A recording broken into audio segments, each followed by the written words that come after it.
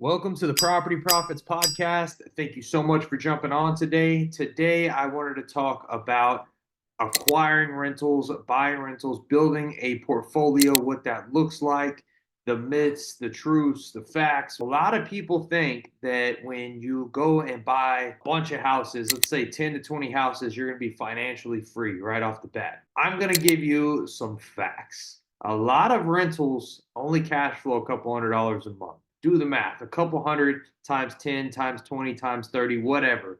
And then if an AC goes out, it needs repairs, anything like that, your whole freaking month or year is gone. I'm all for rentals. I've bought a lot of rentals. I have a big rental portfolio. I just want to give you the facts. And I think you should buy. I think you should buy property. I think you should hold property. But you're doing it for long-term wealth. Okay, unless you just get a banger cash cow. It happens, right? I built this mobile home park, got lucky with some stuff, it's cash cow. But like you buy some single family houses, you're getting appreciation, meaning each year that home on average per the area, let's just call it a number because every place is different, but let's say you're buying in an area that's appreciating, which you should, because I made a mistake early on and I just wanted to do deals. If it meant 2%, I bought it, right? Because I'm like, cash flow, cash flow. Wrong way to think about it, in my opinion. But, I didn't have mentors back then. So now I can give you these lessons, and that's why you were listening to this. Find areas that appreciate, meaning the house that you buy, the home that you buy, or are going to buy or want to buy.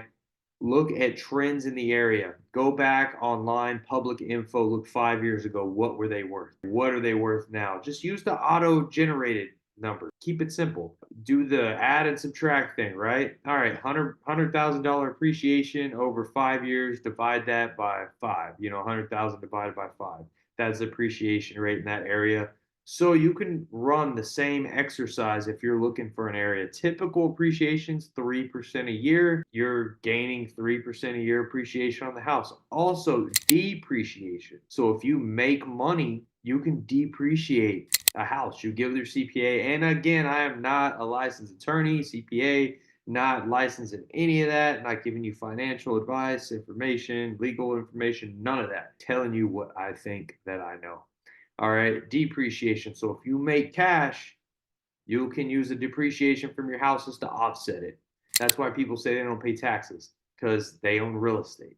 So it's pretty badass. So I want you to know that you need a source of cash if you're going to buy houses. Just because you can structure deals creatively, you can structure them with no cash, little cash, you got lenders, you're a good talker, whatever, you need a stream of income. And I would argue that you need several streams of income, right? If you got a W-2 job, great. You got a stream of income coming in. You can buy some rental property, figure it out, hold on to them. When I say figure it out, you need to figure out how to hold on to these good assets for a long time. I'm talking like 15 years plus, so that you can realize the wealth from those down the road. You can get appreciation the whole time. They're worth more at the end or down the road. And you can get depreciation the whole time. So the money that you're making from your W-2 and your side hustles and all that, you can offset that cash flow with depreciation. All right. I hope I'm making sense.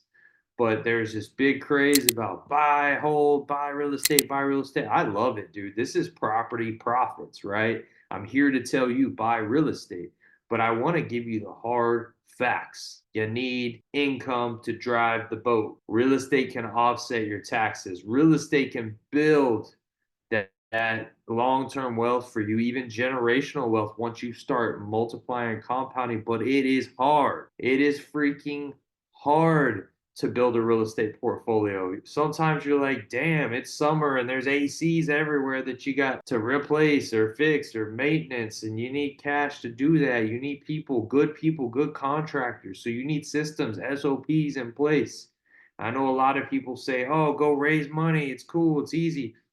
Those people have their financial office completely in order. Because believe me, the last thing you want to do is go get other people's money and you ain't handling yours right. So there's a time and place for everything. And I just want you to know you should hold real estate. You should buy it creative. If I had to go back, I wouldn't ever use the bank. I would have bought everything like I do now with like 0% or sub two or whatever, just super creative and made it a win-win for everybody. You do need to do that stuff, but you do need money. You do need revenue. Like somebody asked me today, do you think that we should just buy real estate and not wholesale or not flip? I'm like, they're all tools, right? There's always a different situation. You need to know how to flip, or you need to know somebody that knows how to flip. That way you can wholesale it to them. But like you need to know how to estimate repairs if you're gonna wholesale, unless you got like badass boots on the ground that could give you estimates. I guess you don't need to know how to do all that, but you need to be connected. And I'm gonna reiterate this: you should buy real estate, but just because and it needs to have equity when you buy it, and it needs the cash flow when you buy it.